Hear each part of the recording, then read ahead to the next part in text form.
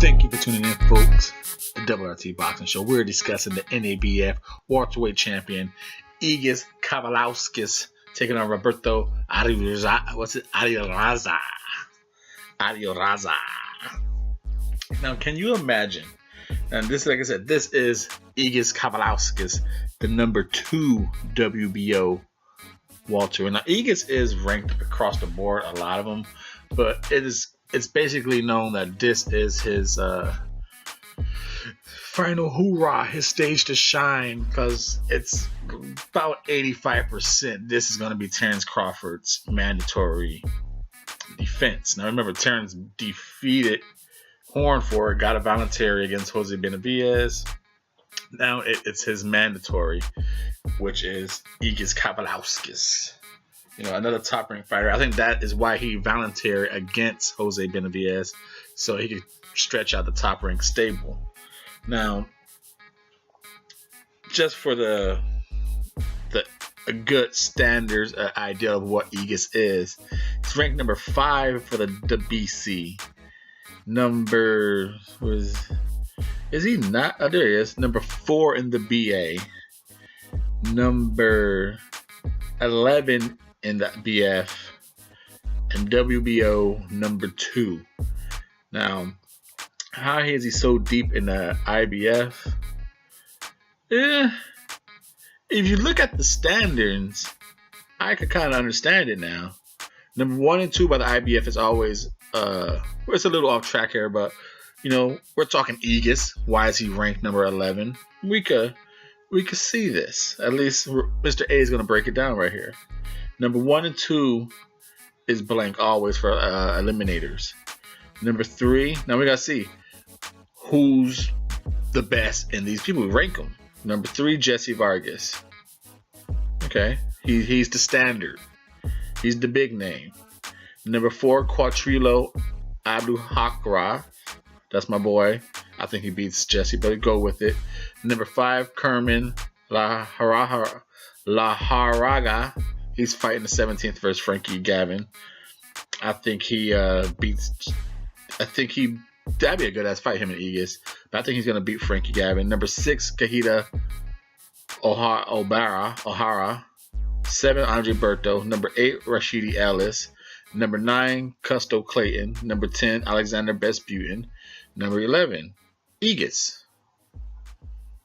Can Egis beat anyone of those 10 ahead of him? Or what, 7? Jesse, Quadrillo, Kerman, Keita, Berto, Rashidi, Clayton, Vesputin.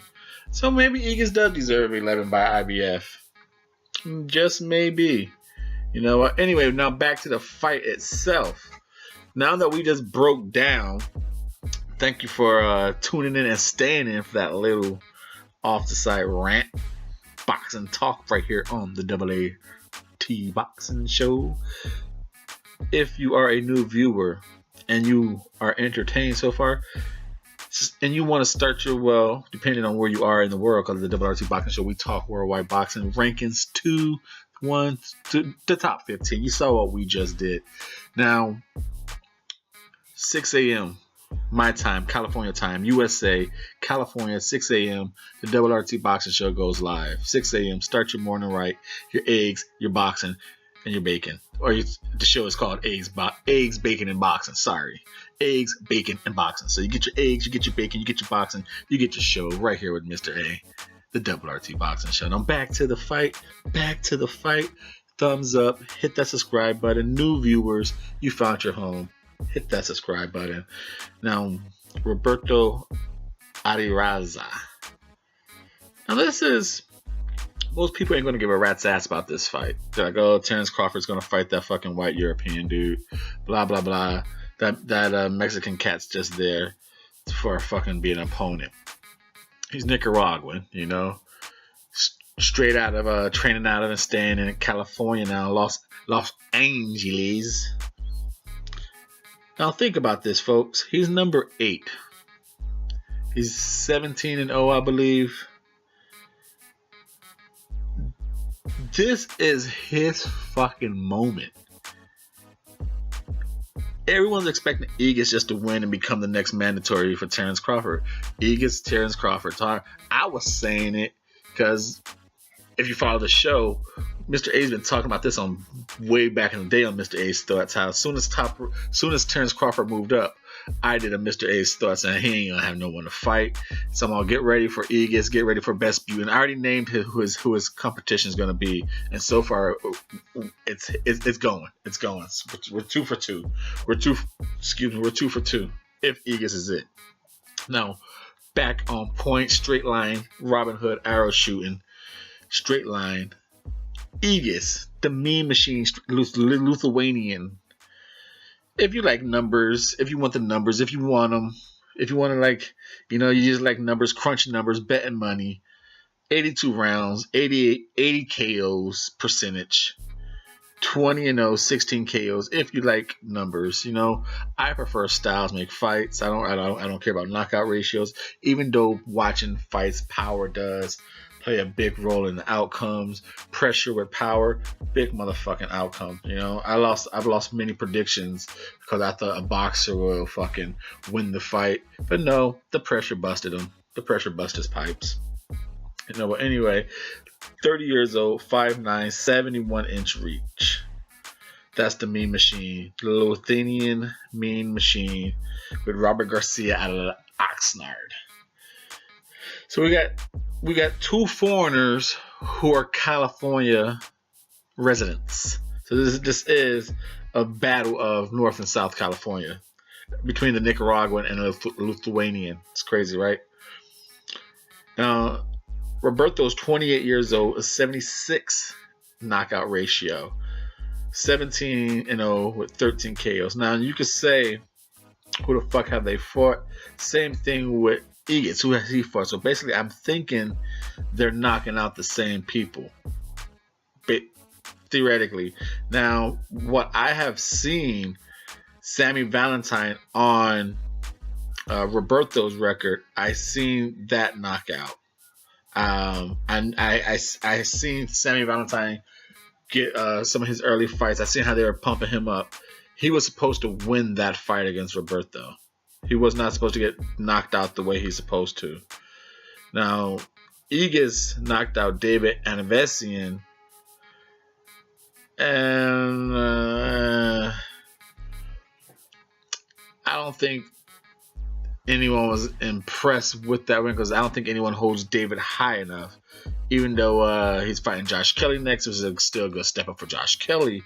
But the knock him out at, if Josh Kelly knocks him out to like his set 8-0, it'd be wow, okay, that's a nice one. But for Egis, it was okay. But going into this fight, Egis, my friend, I think he's going to answer the step up. He's going to answer the bell. But Roberto is going to give him a fight. He's power in both hands. He's going to have to move. He can't sit there like he likes to do and come at you because he does have power in both hooks. And if Egis is going to sit there and just try and fight him, it's going to be tough. But Egis, he does a lot of body movement. His head movement is pretty decent, but he does a lot of body movement. But when he does release punches, his head stays on the line. So he does a lot of outside movement. And then when he attacks, you see the stoppage in his movement. He doesn't move and punch with the movement.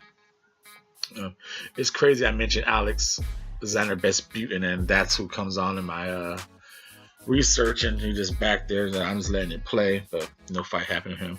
I'm going with I'm going to pick Egis because even though I think Roberto has better feet, I think he used the ring better. I think he has a better jab and a 1-2. I think Egis has a nice 1. I think he has a hard jab, a really hard jab. But the fact that he leaves his head on the line, he's hittable. And I've been kind of disappointed in Egis's approach his last couple fights. So hopefully he was just being bored and being held back. Maybe with this line, this opportunity, the one he called Crawford out. Before Crawford fought Horn, he's all, because he knew he was already being lined up for an opponent for Crawford. He already knew it. I'm top ranked. It's going to happen. So he's like, when Crawford beats Horn, and he will, I'm going to go take that belt from him. I want Crawford. So I'm like, oh, shit. And that was before Crawford even fought Horn. So Egis been talking this fight into existence. Now that he's so close to it, maybe this is his true potential for showing. That's what he has to show on this stage. And I don't think he's going to show it, but he's going to win, I think, with a nice knockout. I think he's going to end up catching up to Robert in like the 9th round. I think this is going to be a good fight for like 5 rounds. The Double RT Boxing Show. Still your NABF champion, welterweight champion, Egis Kavaliauskas, in his preparing for Terrence Crawford. I'm your host, Mr. A. 6 a.m. live every day, Monday through Friday, Pacific time, 6 a.m. Eggs, bacon, and boxing. Tune in.